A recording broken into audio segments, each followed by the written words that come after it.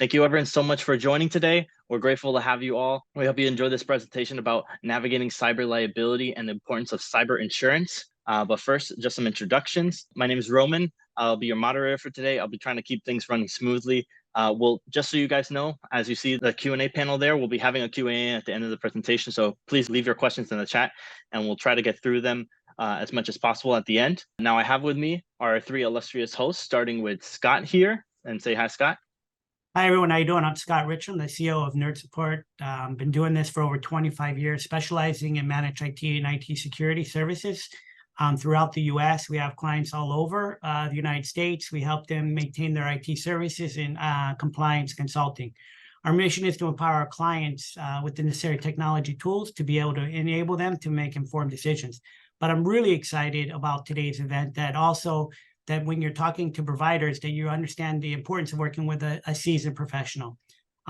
With that being said, we have our SOC 2 Type 2 certification that is giving our commitment to high standards, saying what we do and showing we say what we do are a key factor for us. Yeah, my name is Justin Reinmuth. I guess as it says, I'm the CEO and founder of Techrug. It stands for Technology Risk Underwriting Group.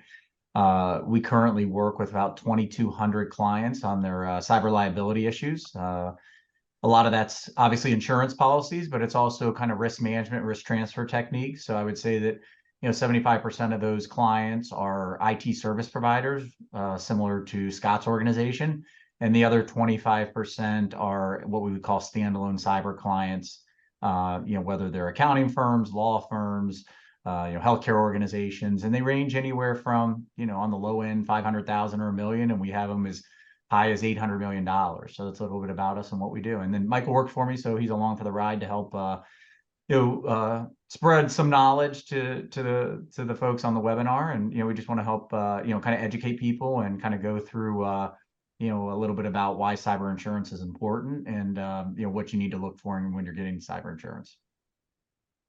Awesome. Everybody's here to find out about insurance, all right? So let's start with a quick recap. What is cybersecurity? Because what are we really trying to insure against? I mean, I'm sure everybody's quite aware that the cyber landscape is an everyday changing event. And what protected us last year doesn't necessarily mean that will protect us today. Obviously, we know the bad actors are refining their tactics. The truth is, our most significant risk actually walks on 2 feet. And how do we protect about that? So the most way we protect about that is educating and training, and then also having a multi-layer strategy to protect our clients from that. What the threat actors are looking for is that exploit of the less savvy user. It just takes one person letting their guard down for an incident to occur. This is why it's so important to have cyber liability insurance. Even with the best cyber solutions in place, it just takes one click. So over the last few years, we've had to adopt a multi-level approach to safeguard our clients, meaning not only having IT services to protect them, because everybody has this false promise that I have an IT company, I don't need cyber insurance. That's a false information that you've been fed. We also emphasize to our clients, it's not a matter if they will breach, but when. And then when they are, knowing what to do and having the right things in place and partners in place, like having cyber insurance and an incident response plan. To help our clients define the framework of this, we actually do a couple of things with the NIST format, okay? Meaning that we do identify, protect, and understand where their data lives, their sensitivity lives, understanding their operations day to day, week to week, and month to month. Then at Nerd Supports, we actually build a technical response and security plan for them, and then we pre-plan the recovery plan in case there is that incident that happens. Cyber threats continually evolve with attacks upon the past success of the redefined tactics that they've used to be able to get into our networks. This underscores the layer approach to complementing an ongoing security awareness training for the users. Each layer is an opportunity to intercept their threats before they lead to losses. However, should a threat breach a defense, the focus has to go to the response and recovery. Response and recovery is a key factor. Working with a seasoned security provider is a key factor to be able to get you back up and running if there happens to be a breach. That's most importantly of the security cyber framework that we talk about. One of the other things is also, I wish it used to be, I remember when I started working with Justin, probably it seems like a lifetime ago, 20 years ago, we used to only worry about antivirus. but unfortunately, that's not the case today. It's changing every day. So building a multi-layer approach and having a cybersecurity posture and also a cyber insurance policy helps mitigate the losses of an instance if it happens to get through, all right? And trying to mitigate the losses that an organization might be impacted by. So each layer provides an opportunity to intercept and stall those breaches among your company. But if the threat does make it through your technology, we definitely have to have a response, how that security event, okay? How, if it gets through the process of your people, immediate job becomes the response and the recovery. And that's, again, like I was telling you, you got to work with a team that's already built this plan. You don't want to wait till an incident happens and figure out, oh, we had no plan, okay? And again, we talk about response recovery, speaking from the IT perspective, we often focus on the technical and operation response. But as you've seen in the news, there's also necessity for a public response. And majority cyber incidents or threats, you might have fiduciary responsibility. And Justin's going to explain a lot of that when we go into the insurance pact. Impact by your customers and vendors and your reputation can be tainted. So how are you going to make sure that you can show that you've taken the responsibility efforts to protect from a breach? At Nerd Support, our technical response and recovery service play a pivot role in mitigating the impact of a breach. We promptly isolate the threats and damages and recover the affected systems from backups and establish recovery plans. And then additionally, the post-incident analysts to help us redefine the security measures further. Our approach to this cybersecurity is a multi-layer approach. There's not a one-size-that-fits-all. And they're just like when we get into it with Justin, there is not one cyber insurance that fits all. So be careful to make sure that you understand that, because there's always this misconception with cyber liability, responsibility insurance, and then also the cybersecurity with a managed service provider. It used to be all this technology was only available for the Fortune 500 company, but I can tell you it's exciting that now all this technology does exist for the small to mid-sized businesses. The only problem is now that heightens the bar for our cybersecurity practices and having the right cybersecurity insurances. Well, everything up to this point means you have to do something to expect a result. Having the right partners and the right cyber insurance is a key meaning. By failing to plan, you plan to fail. A cybersecurity plan and a cyber insurance are the two best options to recover. Or you know what, like I always tell everybody, you have option 3. None of this even really matters, right? Until actually an incident happens. And do you want to be working with that well-seasoned professional and know that you'll be up and running in the shortest amount of time and also have the right insurances to cover the financial aspects? Or do you want to be like that chicken with your head cut off?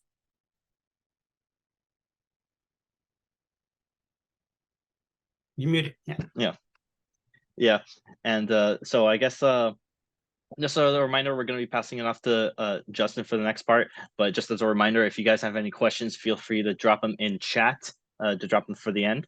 But I guess moving on, that we have a question for you, Michael, if you want to take it away from here. Yeah, do you carry, cyber liability insurance? And I think Roman now is going to send out a poll that everyone in chat should be able to answer yes, no, or I don't know. And that should be coming up here shortly. Right.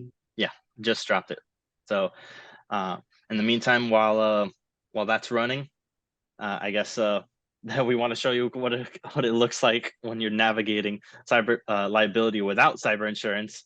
I don't know who this loser is here, attempting to look coordinated, but just wanted to throw that in there. Awesome. All right, so we'll run this for a couple more seconds. So far, it seems overwhelmingly that they do have cyber insurance. So far, we got 73% yes, 18% no, and 9% I don't know. Yeah, so it seems like it's going to be overwhelmingly less yes. Go for a couple more seconds. Yeah, it seems like it's going to be overwhelming. 64% yes, 29% no, 7% don't know, and so on. I guess from there, for those that say no or don't know, I guess Justin will kind of paint this next picture for you guys. Yeah, no, I mean, I think it's, those numbers are improving, I mean, I can remember probably a year ago doing this and, it was about 50-50, maybe a little bit under 50%. So You know, that's good that the I think probably between public cases, right, of big ransomware attacks and cyber attacks, you know, it's probably you know, it's hit the pulse of a lot of businesses. So they're paying more attention to this. But yeah, when you ask questions like, do you need cyber insurance? And people will ask us that question, our response is unplug your network on Monday morning at 8 o'clock and have Scott and his team turn it back on at 5 o'clock and see how your day goes. It's not going to go well, right? So we call it a ransomware fire drill. And what you're going to have to do is you're going to have to adapt pretty quickly. If you're a manufacturing rep company, you're going to have to be an incident response company, you know, because where do you get the digital currency? Because these bad actors, they tend to want to be paid not in cash, not by check, with digital currency. You know, where are you going to get the forensics people? Because if you're in Florida, there's laws that are centered around privacy, you know, with the theft or disclosure of PHI or PI. So you've got to report to the state. You know, then you have to deal with, you know, potential PR if you make the news. So then you got to go and hire a PR firm. Usually Roman and Scott in the audience, when something like this happens, when one domino falls, you see 5 or 6 dominoes fall. So the cyber carriers, whether or not they like it, ever since 2019, they got really, really, really, really good at incident response. They had to. And that was really the year of kind of the ransomware attack. Up until that point with cyber insurance, it was centered a lot around PHI and PII. So when I say PHI, that's protected health information. You obviously know what that is, I would hope. And then, you know, PII would be personally identifiable information, which is social security number, driver's license, things like that. You know, like I said, and then in 2019, you know, these bad actors had started, you know, developing code or finding vulnerabilities that allowed them to, you know, sustain ransomware attacks on organizations. And it started off with, you know, hey, we need $1,000, we need $2,000. You know, now I think the average ransom the other day I was reading was just over $400,000. So these are big, big problems.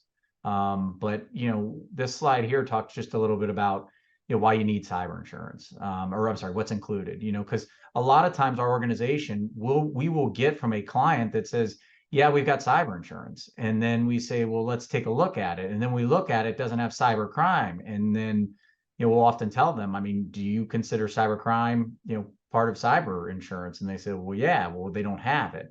And I think the biggest thing is, you know, this list is just, you know, it touches upon the main points of a cyber policy. So you can see how pretty comprehensive it is. But the other thing is that, you know, a lot of times carriers are making the option to buy cyber insurance, you know, if you want to go back, Roman, but they're making the option of buying cyber insurance easier. And when you're dealing with that, I have to carry what they call insurance agent E&O. People on this call have to carry maybe lawyer's professional liability or medical malpractice. Oftentimes there are endorsements that insurance carriers will offer not only on your business insurance, but they'll also offer it on your professional liability, your errors and omissions, or your med mal. I recently, my cyber insurance is up for renewal in December, or I'm sorry, in January. And so I just kind of was going through the processes here with my current professional liability carrier. And I said, hey, yeah, can you add cyber onto that, that quote that you're going to give me? And so I had asked for a copy of the policy form. Well, the policy form, when I got it, it's centered around a lot of, hey, if PHI or PII is compromised, you know, we'll notify people, we'll provide credit monitoring, you know, we'll do that sort of stuff. When it came to the cyber extortion, I had asked for a $2 million quote and they had actually sublimited, and the cyber crime was non-existent. My point being, I think people have to understand that, you know, cyber insurance is an unregulated product. Auto insurance is more of what I would call a regulated product. In other words, whether you're with Progressive, Allstate, or Geico, if you wreck your 3-year-old Honda, they're going to give you the value of the 3-year-old Honda. Workers' comp would be another regulated product, right? Whether you're with carrier A, B, or C, if your employee gets hurt on the job, workers' comp's going to pay for it. But my question is, does your cyber policy contain computer hardware replacement? Some do, some don't. Does it cover invoice manipulation? Some do, some don't. Voluntary shutdown. About a year ago, we had somebody call us and the FBI had showed up at their doorstep and said, hey, shut down your network. And they had to shut it down for like 4 days. Well, they had to make an insurance claim under the voluntary shutdown because they had gotten some info and intel that somebody might be in the network. But, you know, this is a pretty comprehensive list of the things that you should be reviewing and making sure that's in your policy. Because typically when you're dealing with even specifically a ransomware attack, when there is unauthorized access into the network and they lock it up, you're usually going to have 2, 3, or 4 dominoes that fall after that are centered around breach cost, right? You might have to get involved and get, folks, if you're in a highly regulated area, banks, healthcare, you might have to hire a regulatory attorney. They're very, very, very expensive. You might have some business interruption costs. You might have to replace your hardware. So, these ransomware attacks can be extremely, extremely expensive. And just, again, on my side, seeing what comes through and the bill between attorneys and these vendors and downtime and all that, you don't want to self-insure these things. So that's just a little on what the cyber insurance is look for. Scott? Justin, the funny thing is, it's like we talk about this all the time. We had the conversation about the right insurance for the right client, right? And I even asked you the other day, it seems like everybody wants to now sell something that's because it's not regulated. And that's the scary factor, like we got HR trying to sell cyber insurance. It's funny that we have the same thing happening today in the technical industry for us. Like we have the average guy used to do cabling and now he wants to do IT work. It's scary and unfortunate. Our industries are not regulated, but I do like now that I think the FTC and the IRS are starting to say, it's not regulated, but you know what? You better have this stuff in place, with the IRS making the written information security policy key factor and business continuity factor. And the FTC now is huge. In June, they just had their release too. This is not a game to think about. This is a plan to have in place. Yeah, I'll go real quick. I just seen one of the, posted up from Daniel, how do we monitor and detect security incidents? Daniel, if you have, the technology in place, a lot of people, if you're working with like a Scott of the world, right, what we call a managed service provider, they'll have stuff like endpoint detection response, right, or maybe a SOC SIM solution in place that is monitoring traffic. If they see something that looks unusual, they'll let you know.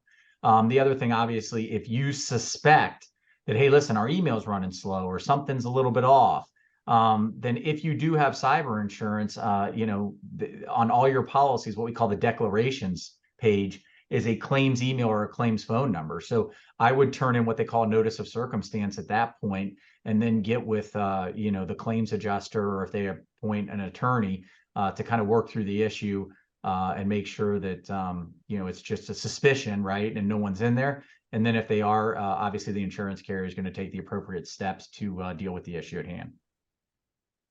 So, awesome. Yeah. That's the thing. That's, the most important thing that you said, Justin, right, is having the right provider that can give you those solutions. Now, one of the things Justin's also brought clearly to me that is a misconception as well, and understanding this, right? As a provider, we have to educate and we have to come to our clients with these solutions, because if we're actually not doing that, we're actually could be at fault. Correct, Justin? Yeah, we're going to kind of go ahead, but yeah, insurance carriers have what they call a panel list.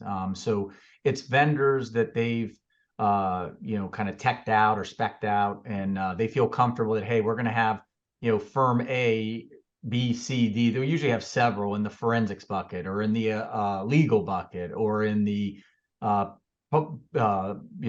public relations market, right? And so they'll have several. You can ask for a copy. Everyone can ask for a copy of the panel list for your cyber insurance carrier, and it'll tell you who they work with.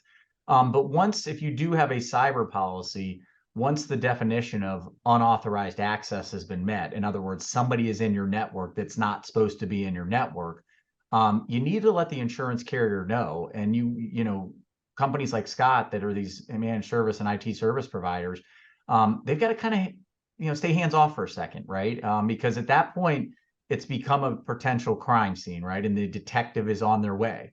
If the detective doesn't authorize, the ambulatory company to take away the body, you're going to be in big trouble if you do. And that's kind of the same for nerd support, is that, at least with us having their cyber errors and omissions insurance with us, we've run into situations where sometimes these managed service providers, and it's not on purpose, but they've unintentionally overstepped their boundaries. It's kind of the old good deed goes unpunished type thing. And if you do overstep your boundaries, Scott and nerd support, that staff could run into they could deny coverage, deny coverage for you, which ultimately is going to be big trouble for them. The other thing is they could run into what they call a subrogation issue. We currently have that going on right now with one of our managed service providers, where they jumped in and they helped out. And the cyber carrier now is coming back and saying, hey, you made a $20,000 problem, $106,000. We're not paying the additional $86,000. You pay it. So we'll get to some, later slides, the solution that Techrug we put together.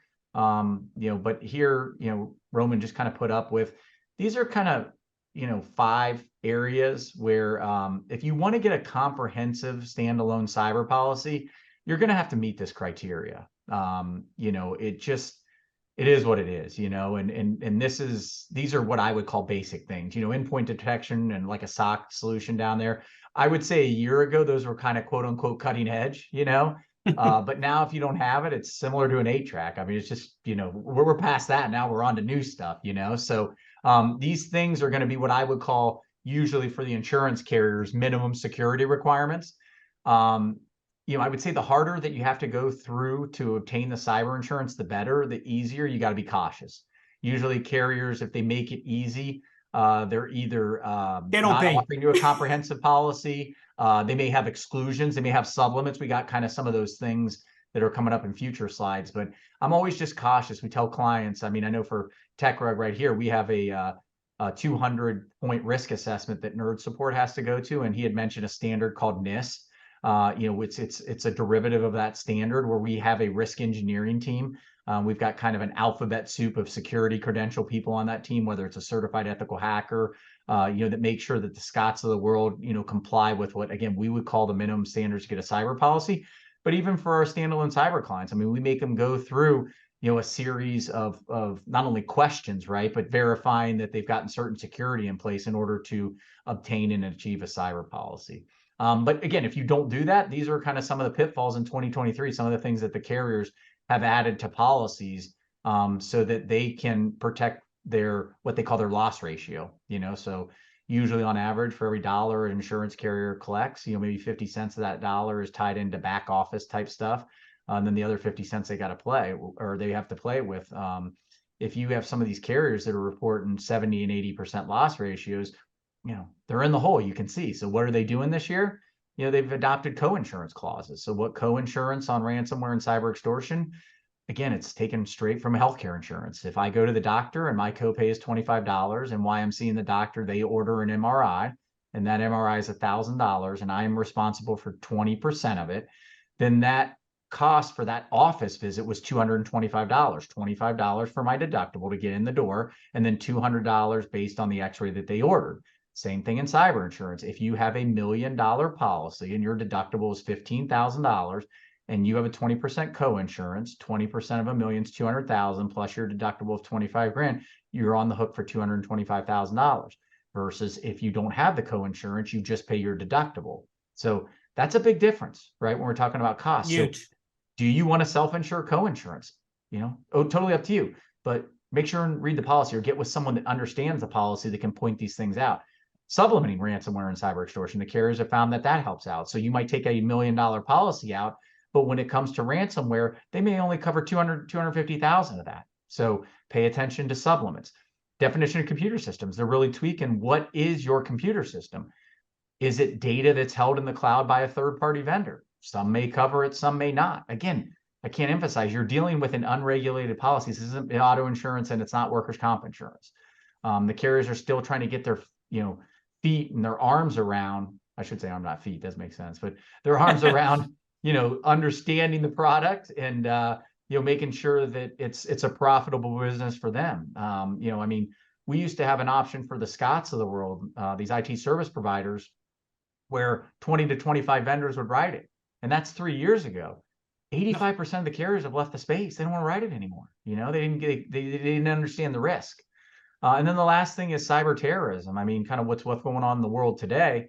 Pay attention to this. Back in March, a lot of carriers started saying, hey, we have a traditional war and terrorism exclusion. So war and terrorism is kind of what you would think basic war and terrorism would be. And then they would have carve out for what they call cyber terrorism. And they would say, well, in the war and terrorism exclusion, we don't mean cyber terrorism. So we will cover cyber terrorism as long as you don't try to incite somebody for political, ideological, reasons. There was a couple things that you couldn't, cross over the lines.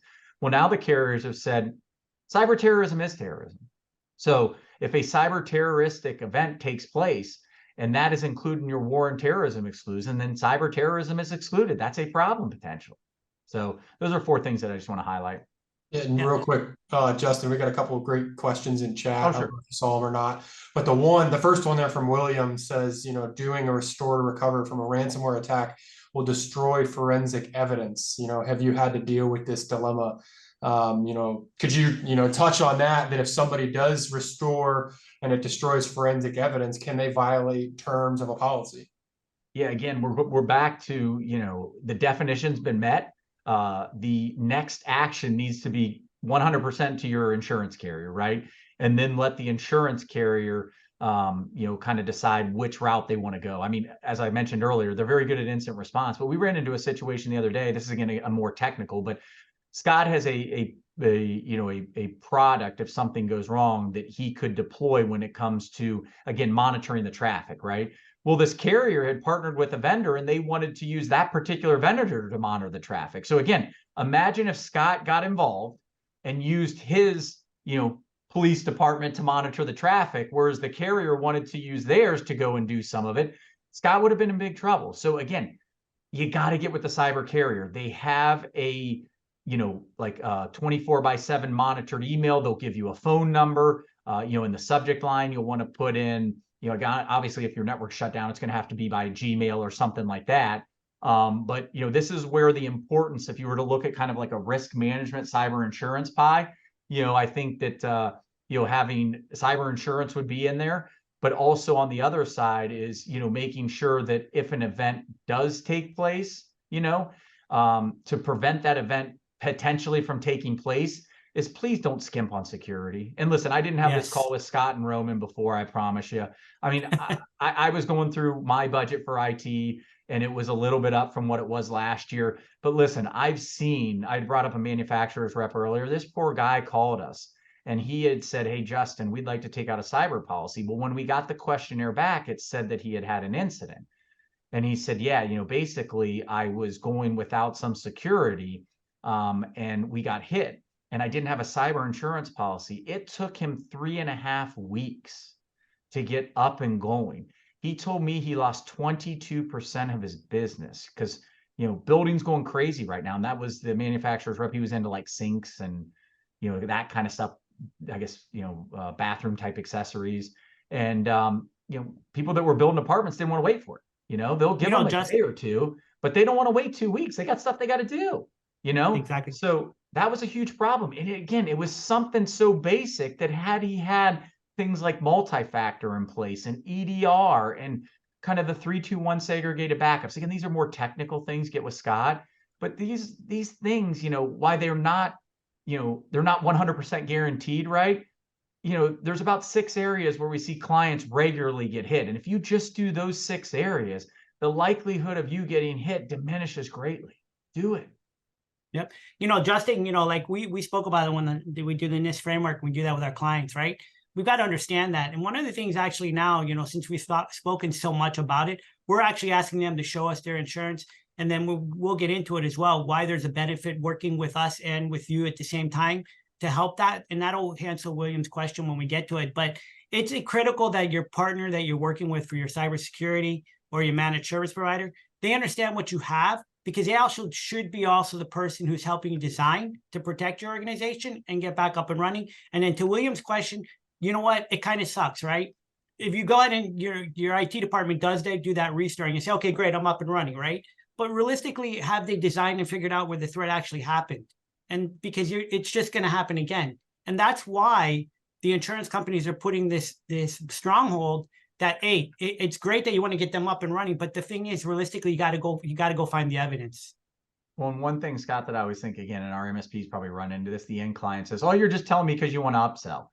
And I tell them all the time. I tell them all the time, you know what, if it was a doctor or an accountant, I mean, again, me, the Department of Insurance, right? I mean, do you think that a doctor, if you go in and you've got a particular symptom and they say, "Hey, we've got to order a CAT scan or an MRI or an EKG or whatever it may be," do you think they're just doing that to get more money, right? A lot of times they are following what the AMA guidelines have presented to them, right? Or what the bar or what the Department of Insurance, all the time, like if I have somebody, a particular, client that says, hey, listen, to lower the premium, I want to go without ransomware. My professional liability, carrier asked me, if you have people that don't want to follow your guidance or your recommendations, do you get written sign off?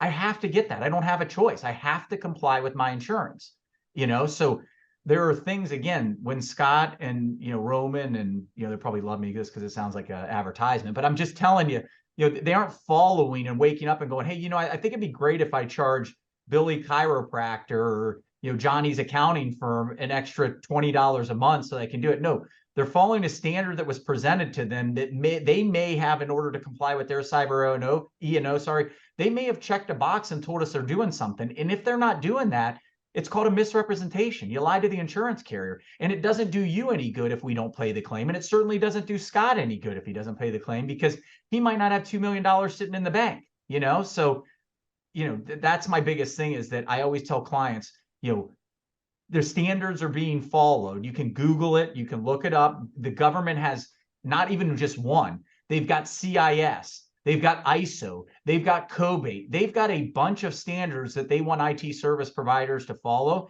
And in fact, the state of Louisiana, I think, has adopted now, in order to be a managed service provider, you actually have to have a license.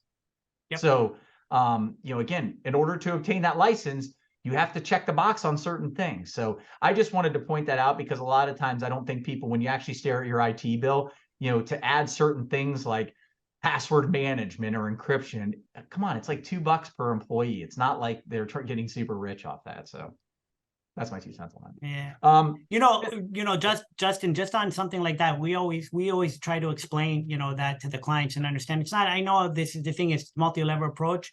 It's like, oh, you're trying to upsell me. The thing is that I'm here to protect my clients and arm them with the best technology. And I think that's, one of the biggest factors for us in Dirt Support. Over the last 4 years, we actually said, let's adopt something that's not regulated to actually show our clients what we do. And that's why we went out and actually got our SOC 2 Type 2, which you've also told me is a benefit for my organization and also for my cyber responsibility as well. So, I like to make sure that's correct.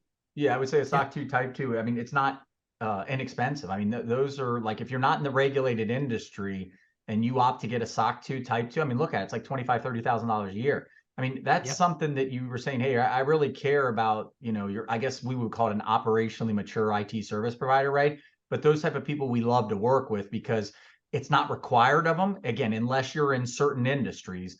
And if they're going above and beyond and doing that, I mean, the Scots of the world, you got to do 100, 150 man hours to comply with that. It's a lengthy process. So this chart just shows, I mean, it always surprises our clients, because we always ask them, like, hey, what do you think the most targeted industries? And 90% of them will say healthcare or financial. And that's actually 3rd and 5th. If you're in professional services, me as an insurance agent, an accounting firm, a law firm, an advertising agency, an architect and engineer, you are 3 times more likely to get hit than a healthcare. A manufacturer is more likely to get hit with a healthcare. So I just wanted to show this chart, because I just think there's a lot of misperceptions on 2 things. One, I'm in a certain industry and I'm not going to get hit. Not true. Secondly, as I'm not big enough, they're not going to hit me. Not true. It reminds me of when I was a kid, and one time I went and I couldn't really fish. I actually went down to Florida, and my dad was like, hey, just throw in this net and then you grab it and you pull it in. That's exactly what these attackers are doing, right? They find vulnerability in code or vulnerability in a specific product. They develop code that searches for that vulnerability. They unleash that code out there. And if they happen to grab an accountant, a nonprofit, a hospital, they don't care. Now, based on once they got your data and they can kind of comb through it, then they might say, hey, size does matter. In other words, you're going to pay more than a 2-person accounting firm if you're, a 7-hospital system type client, right? So the cyber extortion might be a little bit different. But the initial attack didn't happen because of your size. They're just looking for basic vulnerabilities, which goes back to my earlier point. Security is so important. If you don't have this security in place, again, it's really not a question of, are you going to get hit? It's, you're going to get hit. I just don't know if it's going to be in 2 hours, 2 weeks, 2 days, 2 months, or 2 years. I don't know, but you will get hit. Justin, just to bring up something real important, a lot of people don't understand. Usually when they ask the ransomware, how much they're going to ask for, it's because they've actually been living in your system before they actually have set off the ransom. So they've actually been watching your emails go back and forth, seeing business transaction and seeing those. That's why they can say, oh yeah, I can ask this company for X amount of dollars and I'm probably going to get paid on it. So, this is a thing that people don't think about and have to protect against. Yeah, I think, listen, to wrap up, I know people have been on here for 40 minutes, so I want to maybe get some of these questions. Yeah, I think at the end of the day, when I talked about, I guess we've presented the problem, one of the solutions getting cyber insurance. I think the other thing that kind of Scott had alluded to with nerd support is that, so many times because of that kind of gray area, the first call usually from a standalone cyber client, again, an accounting firm we'll just pick, it's usually if something happens Sunday at 2 o'clock, it goes right to nerd support. And if you've got a cyber insurance policy, again, that's not the right call. The first call should be to your cyber insurance carrier. Well, then we run into a situation where, there's downtime and maybe, that particular carrier doesn't get back to you Monday morning when Scott could have addressed the problem at 2:05, on that Sunday afternoon.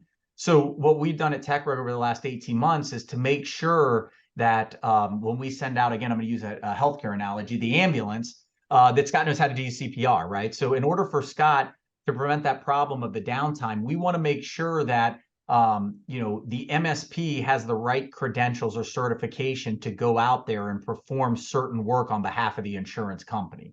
So if there is a problem and Scott has a policy with Techrug and you have a policy with Techrug and Scott has his certification up to date, then we have a true incident response plan that you and Scott can review that says, hey, if this happens, these are the next 3 steps we would like you to take, right? A, notify us. B, Scott's going to be able to do some things when it comes to isolation, to containment. He's going to have some stuff turned on logging.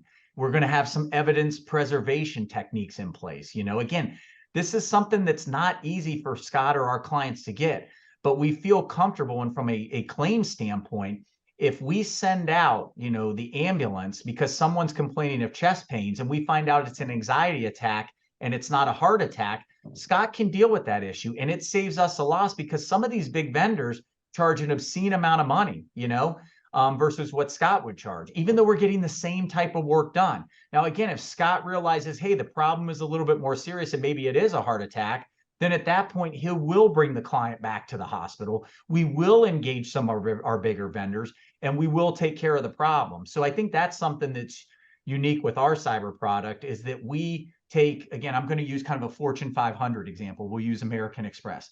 We're taking the CIO of American Express, i.e. the Chief Information Officer, and the CEO of American Express, which is going to be Scott's client, and we're putting them under one umbrella and saying, hey, listen, you each have your own cyber policies for your own negligence, error, omission, mistake, whatever you guys want to call it, right? But whether it's this side of the house or this side of the house, you pay the deductible. We're all on the same team. Let's work with the insurance carrier as a team approach as opposed to an individual approach. And that concept has gone over well for our MSP and our MSP's clients because most of the clients want to engage the MSP if something were to happen, just because we feel like, too, the MSP knows that environment best. I don't want to spend time with a vendor learning the environment when there's a call to action and we need to resolve this problem in several hours. So that's a little bit about what we call our cyber breach program. Yeah, and while you were talking about that, Justin, I ran that the poll that we have up. If you have a breach, what do you do first? And it seems like two-thirds people say call your insurance company, and then the other third that call your IT company. And I guess just to give the example of what you were saying earlier about tainting the evidence. About that, don't damage the body. What was it again? Yeah. Well, I think in answer to your question, I mean, I think the 2/3 are right and the 1/3 are right. The 2/3 that call the cyber insurance are right, and the 1/3 that says call the IT company is right. The only thing I would say to the 1/3 is, do you have cyber insurance? If the answer is yes, then the answer was wrong because you actually should call the insurance company. So, but no, yeah, when it comes to, I guess, don't taint the evidence. I mean, again, it's just back to kind of, the role of an MSP or your IT service provider. If an incident happens, using kind of the detective analogy, you can see there to the left. I mean, unless the detective authorizes your IT service provider to take certain actions, they can't take any actions until they're told to take those actions. So again, we've seen a huge problem with that delay in time. So again, we've presented the problem. The solution for us is let's make sure that, again, this isn't, Scott, something that your clients have to partake in, right? I mean, it's just another solution that's available. If they feel like, hey, I'd like to have, everything, I guess, quote unquote, under Techrug, then, as long as they meet our minimum security standards, then that's the process and how it would take place if an incident were to happen. Scott and Roman and the team would be on our panel list, to help out. So I think the funny thing is on the question when we asked it, right, Justin, I think when you're explaining it changed it. I wonder if we should have done that poll before we gave so much information. We probably would have got different results, because I'm sure a majority of people say call the IT company. Would you agree? Yeah, I mean, that's usually what it is. I mean, I told you, we just had one the other day down in Atlanta, and they called us, and again, it was through our IT service provider. The IT service provider called us, and I'm like, I don't know, call their insurance carrier. I have no clue what you can and can't do, So it just came up. I mean, it's a lot more, but again, I think 1/3 of the people answered it incorrectly if they have cyber insurance. If they didn't, they answered it correctly, because if you don't have cyber, you got to go to your IT service provider. So. But I think if anyone has any questions, I know there might be some, Michael, maybe you can kind of read them. Yeah, there's one in chat right now, Justin, that Glenn had asked about what does the cyber liability coverage response look like? He said, say something happens, what does the carrier do to resolve the problem and get you back up and running? Besides the claims to pay, how long does it take to restore operations? That's going to depend on the ransom. I mean, that these attacks, right? I wish I could say, I mean, there's, certain strains or strands, right, that you can see, or certain groups that we know how they operate. But for the most part, the answer is going to be as quick as possible. But the reason that I say that is that I don't know is I've been on situations, to the gentleman's question, is if they got hit, right, and usually we're going to ask for what they call a test key, right? It's a decryption key that we might pay certain Bitcoin to get to see if it works. So does that test key work the first time, or does it not work the first time? Because if it doesn't work, then we're maybe into another day or two where we've got to ask for, we got to get the right key. So again, that's going to add to more business interruption, right? Another thing that we run into problems is, if you do get hit, right, how much data did they lock up? Is it 1 terabyte of data, or is it 2 terabytes of data? Scott can tell you, even though 1 and 2 seem like they're pretty close, when you're talking about terabytes of data, it's a ton of data unlocked. We're talking a ton of time, right? So I don't know how much data they locked up, and then when we do get the decryption keys and we are unlocking the data, sometimes 50% of the keys only work and the other 50 don't, so like, there's just a lot of moving parts. When I say this is kidnap and ransom insurance, it kind of is kidnap and ransom insurance. In other words, people ask us all the time, what limit should I carry? And I say, if they hit you, do they want 1 million or 5 million for the ransom? How much to get your kid back? I don't know. Because if you only have a $2 million policy and it's only $1 million, then we have enough limits. If it's 5 million, you only have 2 million, then you don't have enough limits. So it's these questions, I'd be lying to you if I gave you a specific limit based on the size of the organization. It's an impossible one to answer. I remember we had a vendor 2 4th of Julys ago. It was a big IT service vendor that got hit. And I'm sure Scott probably remembers this. Yeah, I don't know what the end number was, but I was told it started at like $75 million for the ransom. And I think the ended up paying, in the high 30s. But my point being is, if the agent would have said, hey, 50 million was good enough, well, 50 would have been good enough for the ultimate resolution, but it wasn't enough for the original demand. So, I don't know that number, and anyone that tells you that number, I think quite honestly, they're lying to you. But, going back, the insurance carriers have gotten very, very good at incident response. Remember, each day that you're down, they're paying business interruption, right? They want to try to limit the amount of business interruption that they're paying. So they are going to work as hard as they can, as diligent as they can, to get you back up. I just want to make one comment out there. The key factor is, right, we always tell our clients, they really want to know this factor, right? And actually, Glenn, I appreciate the question. Good news is he's a client, so he would follow that. The cyber act he's already talking with you about. But the most important part is testing those backups, which is routinely done by any organization, and the segregation of backups. And then at the end of the day, realistically, you could pay millions of dollars. If we look at it just recently with, it's hard to picture like you're an MGM, right? And how's that relate to a business, small business? Interruption is interruption, and it costs no matter what you think about. So there is no one answer or one solution that can give you that, but having all the things in place, having those discussions before it happens are the key factors. And that's what we like to do with our clients, to make sure that they understand how that process looks. the incident response plan. Okay, so that's a real good takeaway there. There's some other questions there, I think, Michael, too, to look at too. Yeah, I see one from an anonymous here, Justin. They're asking the typical comprehensive policy cost in the form of a yearly premium for various sizes of businesses. You know, for example, what might a small business pay versus a medium-sized business? And a lot of that's going to depend on security, correct?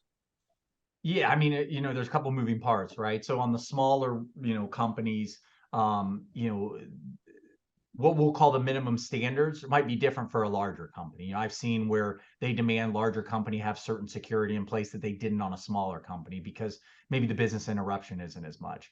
But, you know, when it comes to, you know, getting kind of a comprehensive policy, to me, whether it's a small, medium, or large company, get the comprehensive policy. The only question after that really is centered around limits. You know, if you've got a $1 million company versus a $100 million company, you know, you're going to have different business interruption, right? You're probably going to have the amount of hardware for a $1 million company in terms of the number of servers and workstations that they may have versus a $100 million company is going to differentiate. So I don't think how the policy is written, that really doesn't matter. It just becomes a limit question in terms of the size. You know, the other thing that I wanted to point out is that going back to, you know, what Scott was talking about is just the preventative stuff, right? I mean, you know, using, you know, kind of a medical analogy is that we can all agree that if you exercise and you don't smoke, you know, the likelihood of you getting cancer drops, right? Or having a heart attack or a stroke. I mean, it drops tremendously.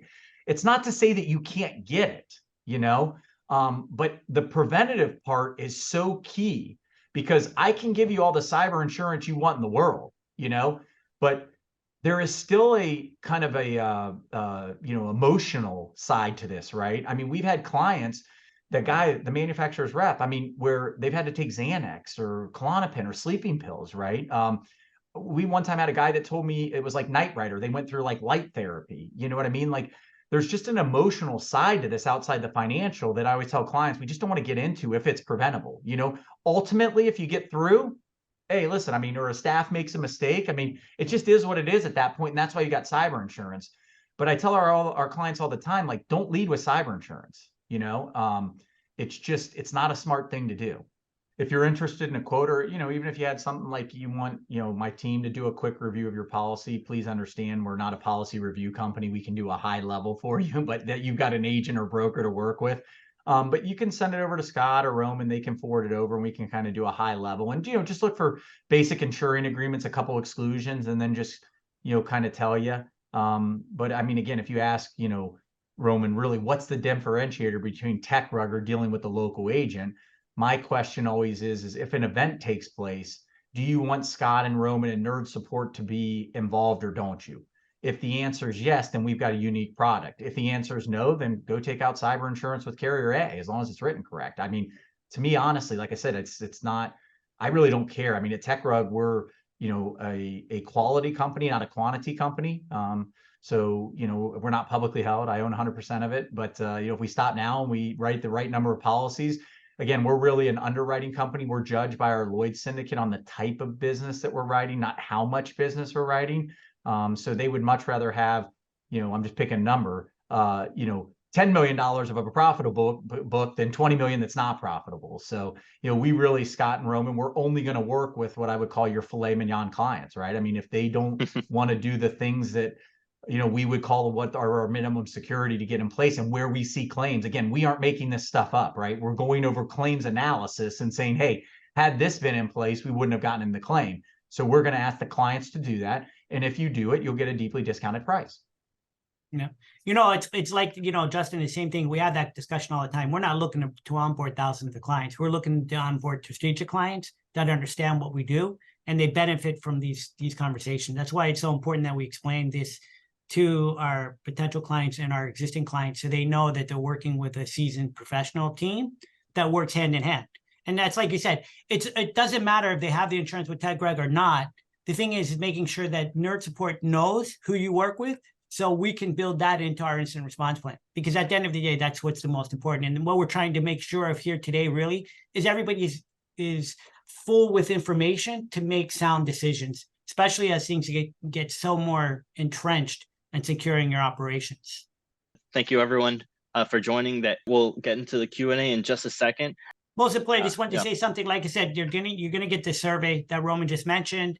You'll have the option to engage with us, just even if you want to find out how your security posture on the cyber side, or if you want to just engage also with Justin's team on reviewing and take a looking at your cyber and understanding what's to have and not have.